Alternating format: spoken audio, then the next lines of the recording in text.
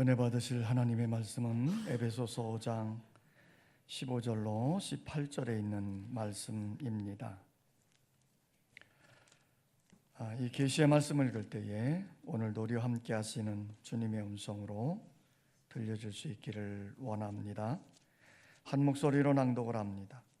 그런즉 너희가 어떻게 행할지를 자세히 주의하여 지혜 없는 자 같이 하지 말고 오직 지혜 있는 자 같이 하여 세월을 아끼라. 때가 악하니라.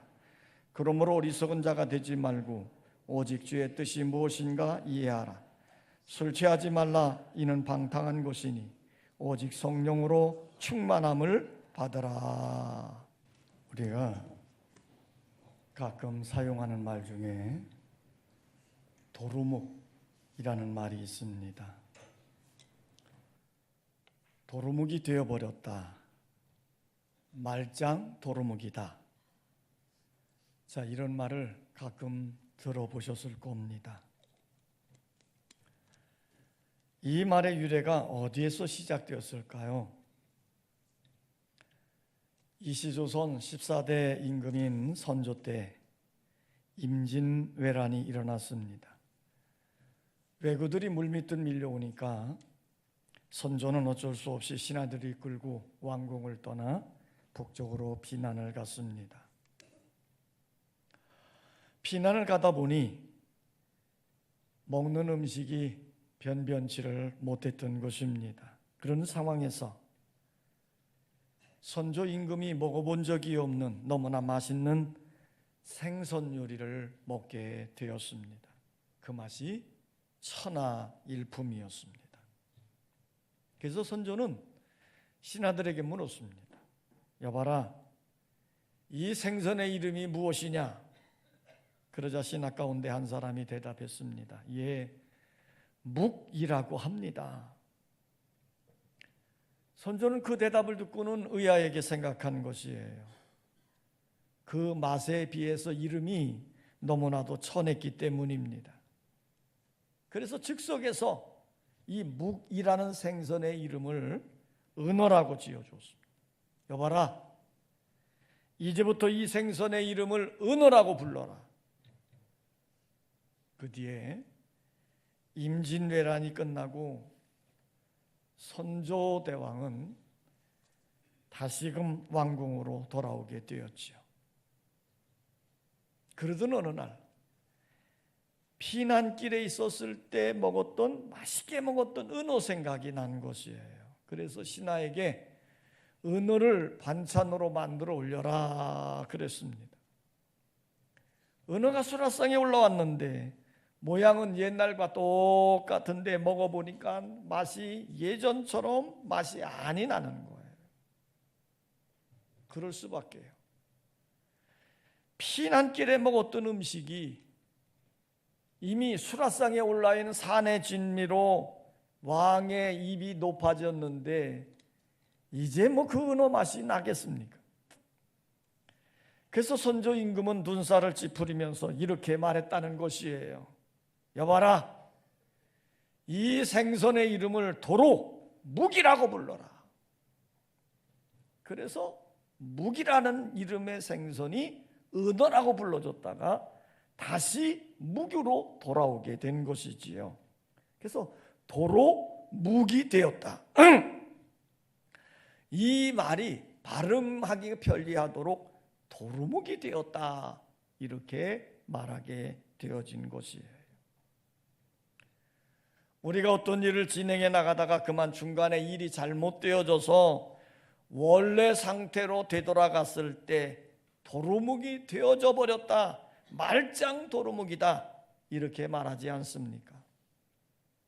성도 여러분, 벌써 2024년을 시작해서 11월 마지막 주일을 맞이했습니다. 우리가 새해를 시작했을 때 큰 소망을 품고 여러 좋은 계획들을 가지고 출발을 했습니다. 그런데 벌써 11달이 지나간 것이에요. 지금 여러분들의 형편이 어떠합니까? 말짱 도루묵입니까? 우리 인생의 세월은 참으로 빠르게 흘러갑니다. 시작한 지 엊그제 같은데 벌써 11달이 지나간 것이에요. 이렇게 빠르게 흘러가는 인생의 삶을 후회함이 없고 아름답고 의미 있는 삶을 살아가야 될 줄 믿습니다. 이런 인생을 살기 위해서는 참으로 지혜로운 자가 되어야 하는 것이에요. 자, 오늘 우리가 함께 낭독했던 본문 말씀에서 사도 바울은 지혜로운 삶을 살려면 이렇게 살아라 하고 당부해 주고 있습니다. 한번 따라서 합시다. 지혜 있는 자는 인생의 목적을 알고 산다. 자, 15절 말씀을 다 같이 읽습니다. 15절 시작.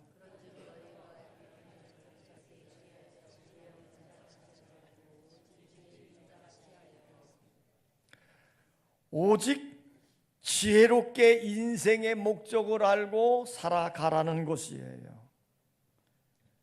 참으로 지혜로운 사람은 어떤 사람입니까? 머리 회전이 빠르고 눈치가 빨라서 처세에 능한 사람입니까? 아니지요. 참된 지혜는 여호와를 경외하며 사는 삶인 것이에요.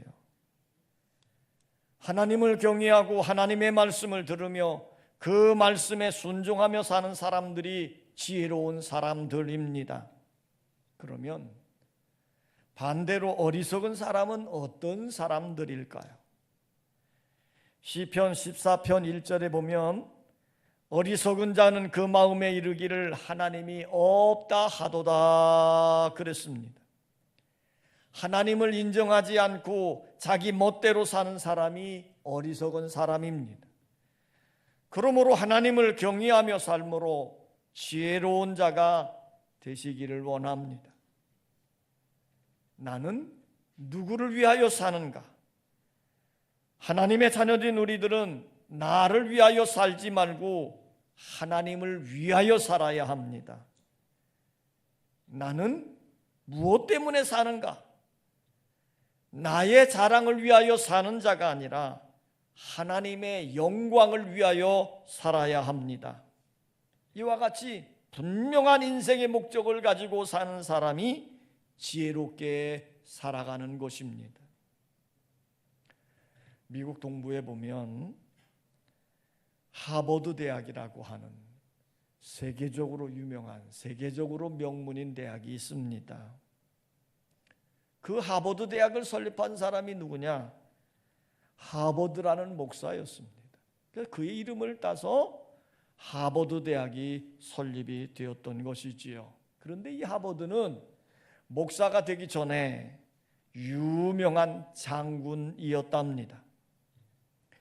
그는 미국의 남북전쟁이 일어날 당시에 그 전쟁에 출전했던, 그래서 아주 큰 공을 세우기도 했던 사람이에요. 한 번은 이 하버드 장군이 미국 서부 해안 지역을 방문하게 됐습니다. 그때에 그곳에 있던 친구들이 하버드 장군을 기쁘게 하기 위해서 몰래 아주 대단한 환영 파티를 준비한 것이에요. 그 지역에 있는 유명한 인사들을 다 초청을 했고, 그리고 그 모든 파티를 통해서 하버드 장군을 기쁘게 해주기 위해서 준비했던 것이에요.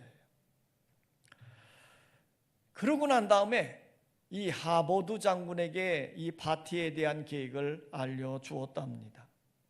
그랬더니 이 하버드 장군이 그 파티 소식을 듣고는 기뻐하기보다는 뜻밖에도 이렇게 말을 하더라는 겁니다. 나를 위하여 환영 파티를 베풀어 준다니 정말 고맙소. 그런데 그날 수요일 저녁은 내가 이미 다른 약속이 잡혀 있어. 그러니 나를 위한 환영 파티는 다음 날인 목요일로 옮겨주면 좋겠소. 자, 친구들은 그 대답을 듣고는 난색을 표명하면서 말하는 겁니다. 안 될 말이에요, 장군. 이미 이곳에 있는 모든 유지들에게 초청장을 다 보냈고요. 그리고 대통령 각하께서도 이 파티를 위해서 친히 축전까지 보냈다고. 그러니 장군께서는 장군의 개인적인 약속을 다음 날로 미루는 것이 어떻겠소 하고 말하니까 이 하보드 장군이 이렇게 답변을 했답니다. 여러분도 아시다시피 나는 하나님을 믿는 크리스찬이요, 나는 남북전쟁이 시작될 당시 하나님과 맺은 약속이 있다고 주일 낮 예배와 수요일 밤 예배만큼은 내가 교회에 꼭 나가서 하나님을 찾아 뵙겠다고 약속을 했다고. 나는 그 약속을 결코 어길 수가 없어. 그러니 나를 위한 환영 파티는 수요일 날 하지 말고 그 다음 날인 목요일로 해주면 좋겠어. 결국 친구들은 어쩔 수 없어서 하버드 장군을 위한 환영 파티를 목요일로 옮겼답니다. 이 사건이 미국의 역사책에 지금도 기록되어 있다고 합니다. 사랑하는 성도 여러분, 하버드 장군이 어리석은 사람입니까? 그가 융통성이 없이 꽉 막힌 사람입니까? 세상 사람의 관점에서 보면 그렇게 보일런지도 모릅니다. 그러나 하버드는 내가 누구를 위하여 살고 무엇을 위해 사는가 하는 삶의 분명한 목적을 알고 있는 지혜로운 사람이었습니다.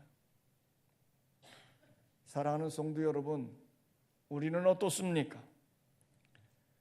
수요 예배에 나오시지요? 새벽 기도에 참석하시지요? 하면 목사님 바빠서요, 몸이 피곤해서요, 그렇게 말들은 해놓고는 친구들과 찻집에 앉아서는 두세 시간 노닥거리고 있지는 않습니까? 아니면 TV는 나의 목자신이 이 채널 저 채널 아름다운 화면이 나오는구나, 할렐루야 즐겁도다 그러면서 빗소리 날 때까지 TV를 시청하고 있는 것은 아닐런지요. 하나님을 위하여 한 시간을 제대로 사용하지 못하면서 내 육신을 위해서는 몇 시간씩 허비하는 것이 과연 지혜로운 삶일까요? 헌금합시다, 선교합시다 그러면 돈이 없어서요 그래 놓고는 휴대폰, 냉장고, 세탁기 아직도 잘 돌아가고 있는데 구형이다 그러면서 신형 모델로 왜 그리 잘 바꾸는지, 하나님에게는 인색하면서도 자기 자신을 위해서는 아끼지 않는 것이 지혜로운 삶일까요? 전도합시다, 복음을 전합시다 그러면 말 주변이 없어서 못해요 그렇게 핑계를 대면서도 남을 헐뜯고 남 이야기를 할 때에는 얼마나 열심인지 입에 침을 튀어가면서 말하고 있지는 않습니까? 과연 이렇게 사는 것이 지혜로운 삶일까요? 애국 시인 윤동조의 시 중에 이런 시가 있습니다. 죽는 날까지 하늘을 우러러 한 점 부끄러워 먹기를 잎새에 이는 바람에도 나는 괴로워했다. 별을 노래하는 마음으로 모든 죽어가는 것들을 사랑해야지. 그리고 나한테 주어진 길을 걸어가야겠다. 오늘 밤에도 별이 바람에 스치운다.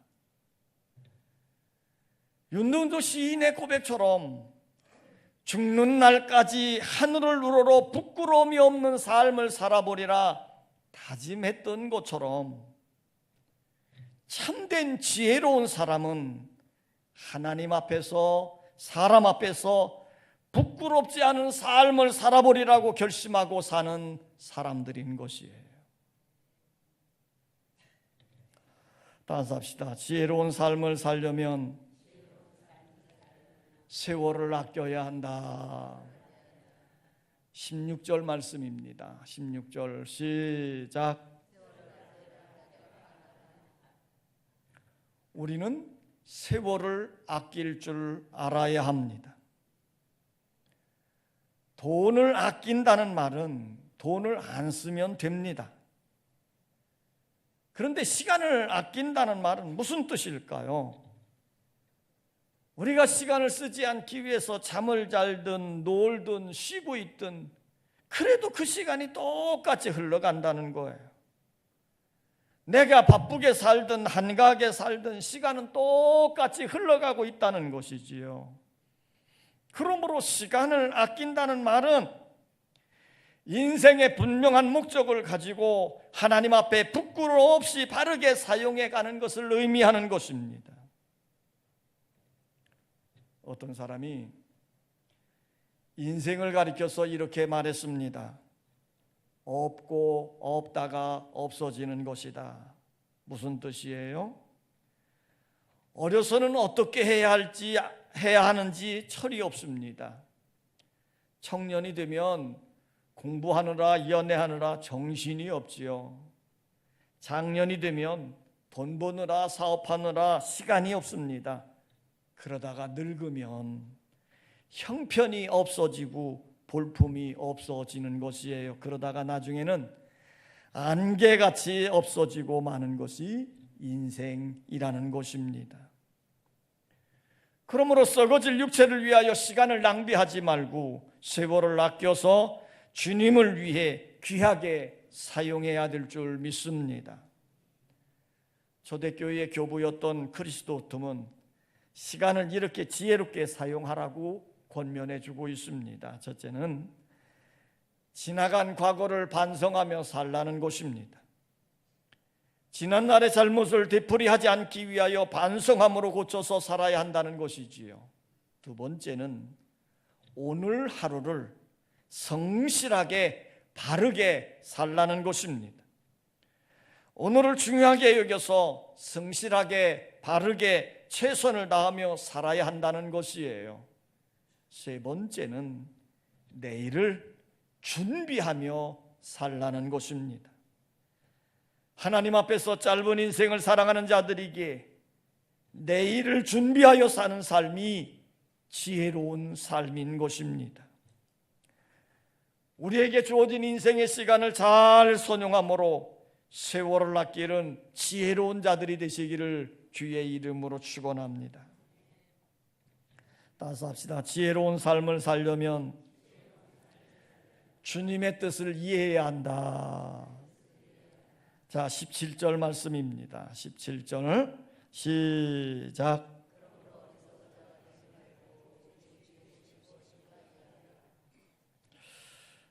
참, 세월을 아끼는 것은 주님의 뜻을 이해하고 그 말씀에 순종해가는 삶을 사는 것이에요.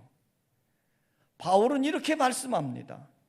어리석은 자가 되지 말고, 자, 주님의 뜻을 이해하지 못하고 내 멋대로 살아보겠다고 발버둥치는 삶을 어리석다 이렇게 표현한 것이에요. 왜냐하면 이 세상의 삶은 내 뜻대로 이루어지는 것이 아니라 하나님의 뜻이 이루어지기 때문이에요. 우리가 주기도문을 암송할 때마다 뜻이 하늘에서 이룬 것처럼 땅에서 이루어지이다 라고 기도하는 것입니다. 여러분, 여러분의 인생의 모든 삶 속에는 하나님의 뜻이 펼쳐지고 하나님의 뜻이 이루어져 가는 것입니다. 그런데 내 생각대로 내 뜻대로 살려고 발버둥치는 것, 결국은 시간 낭비하는 것이고 어리석은 자의 삶을 사는 꼴이 되는 것입니다.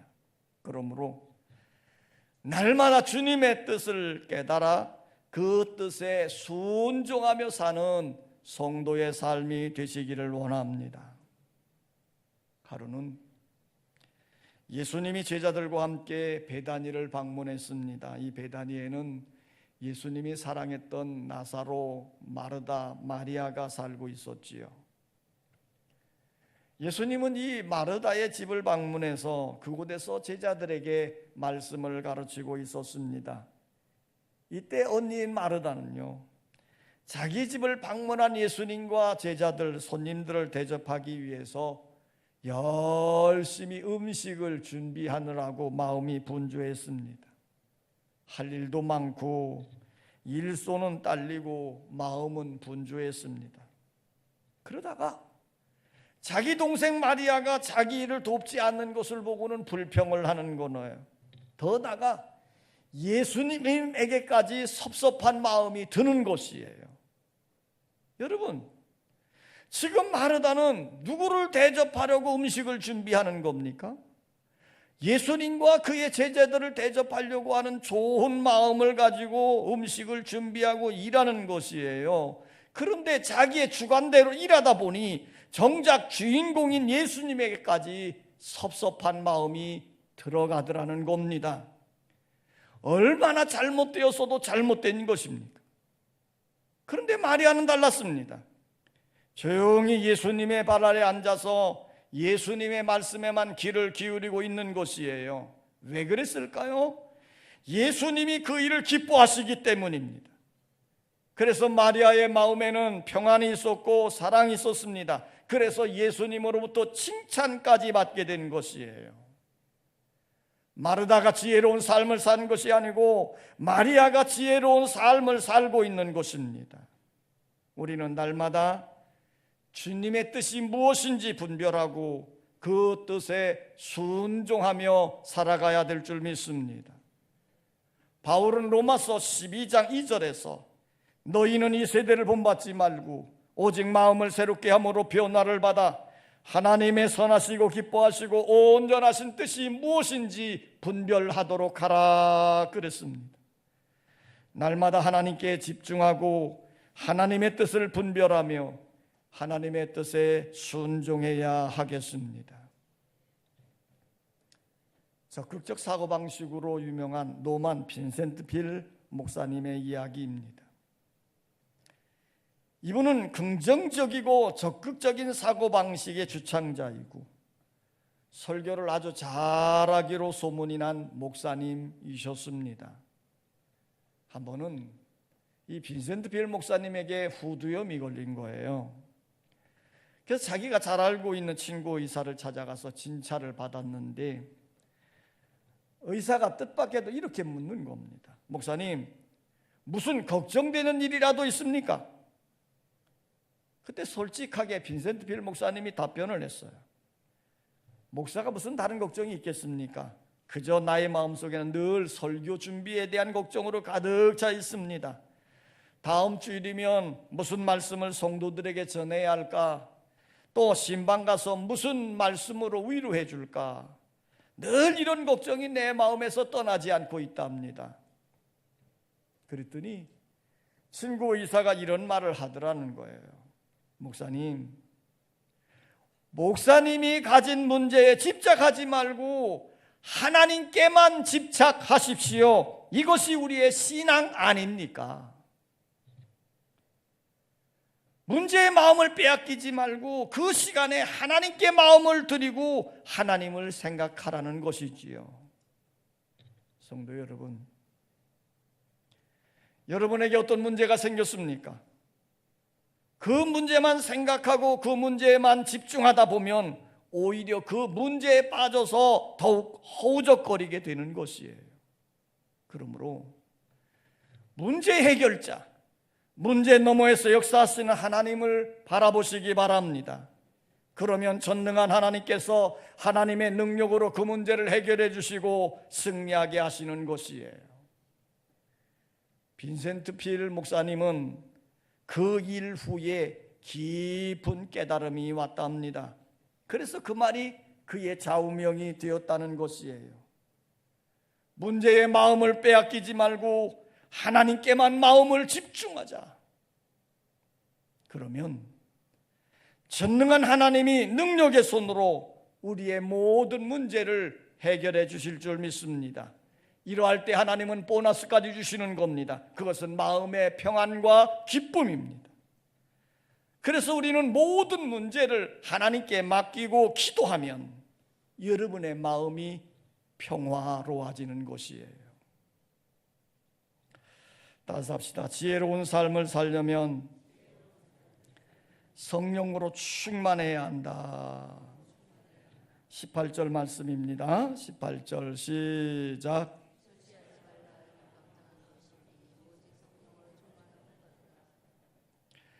지혜로운 삶은 세월을 아끼는 사는 삶이에요. 세월을 아끼며 살려면 주님의 뜻이 무엇인지를 분별해야 됩니다. 우리가 주님의 뜻을 깨닫고 순종해 살려고 하면 성령으로 충만함을 받아야 됩니다. 그래서 참된 지혜자는 성령 충만함을 받아서 성령을 따라 사는 삶을 사는 것이에요. 그런데 사도 바울은 술 취하지 말고 성령의 충만함을 받으라 이렇게 권면하고 있습니다. 술 취함은 방탕의 생활을 하게 하므로 어리석은 자의 삶을 살게 만드는 것이에요. 당시 에베소는 번화한 도시로 향락의 도시였습니다.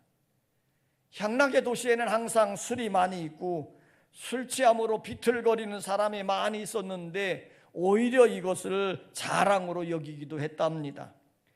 심지어 그 당시 통치자인 알렉산더 대왕은요, 술 마시는 대회를 열어서 많이 마신 자에게 상까지 주었다는 것이에요.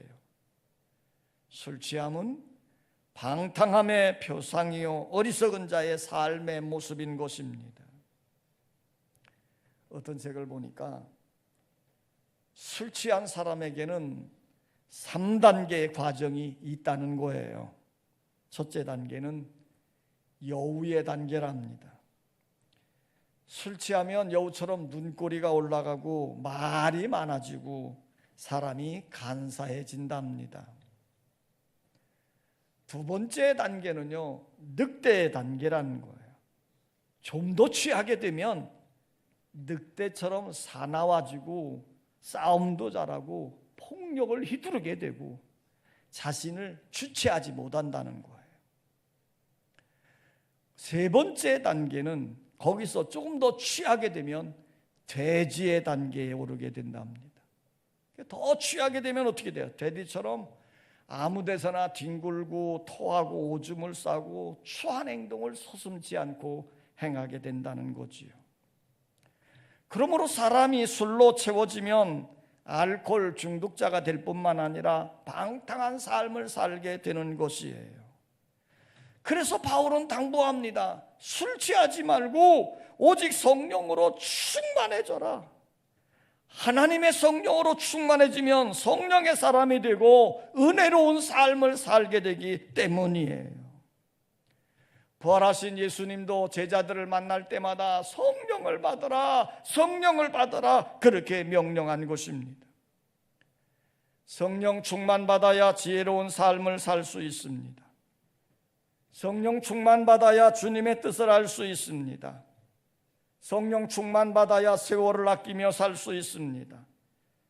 성령 충만받아야 주님의 뜻에 순종하며 살 수 있습니다. 성령 충만받아야 권능받고 능력 있는 삶을 살 수 있습니다. 성령 충만해야 승리할 수 있고 그리스도인의 참된 증인들이 될 수 있습니다. 성령의 충만함을 받으십시오. 어느 초등학교 미술 시간입니다. 어린이 하나가 선생님 앞에 나왔어요. 울먹이며 이렇게 말합니다. 선생님께서 제게 주신 종이 위에 검은 잉크가 떨어져서 얼룩지고 말았네요. 그 말을 들은 선생님이 아이의 머리를 쓰다주면서 이렇게 위로해 주었습니다. 얘야, 걱정하지 마. 내가 깨끗한 종이를 다시 줄 테니 그 종이 위에 예쁜 그림을 그려봐. 그날 저녁 선생님은 조용히 무릎을 꿇었습니다. 그리고 하나님께 이렇게 기도를 하였습니다. 주님께서 이 하루를 저에게 주신 것은 아름다운 그림을 그리라고 주신 것인 줄 압니다. 그러나 나의 하루를 돌이켜보니 구겨진 하루였습니다. 하얀 종이에 검은 잉크로 얼룩진 것처럼 죄와 허물로 얼룩진 하루였습니다. 그때 선생님은 위로해 주시는 주님의 세미한 음성을 들을 수 있었답니다. 내가 너를 위하여 새 날을 준비해 두었다. 내가 너를 위하여 내일을 준비해 두었다. 사랑하는 성도 여러분, 하나님이 우리에게 선물로 주신 시간을 아름답게 만들어 가십시다. 때로 얼룩진 추한 모습이었더라도 내일만큼은 하얀 종이 위에 아름다운 그림을 그려 보십시다. 도루묵 인생이 아닌 열매를 맺고 주님께 칭찬을 들을 수 있는 아름다운 인생으로 살아갈 수 있기를 주의 이름으로 축원합니다. 아버지 하나님, 우리는 우리에게 주어진 인생의 삶을 가장 아름답게, 멋있게, 은혜롭게 살고 싶습니다. 그럼에도 인간의 연약함 때문에 죄와 허물로 인하여 더럽게 얼룩질 때가 많이 있습니다. 오늘 사도 바울은 우리에게 이렇게 권면합니다. 참된 지혜로운 자의 삶을 살아가라고. 이제는 내 뜻대로가 아닌 하나님의 뜻대로 살아가되 내게 주어진 인생의 시간을 허비하지 아니하고 잘 선용할 줄 알며 하나님의 뜻에 순종해가는 은혜로운 삶이 되게 하여 주시옵소서. 그래서 우리의 인생의 삶에 하나님의 복된 역사들이 일어나게 하시고 기쁨과 평안과 소망이 넘쳐지는 은혜로운 삶이 되게 하여 주시옵소서. 예수님의 이름으로 기도하옵나이다. 아멘.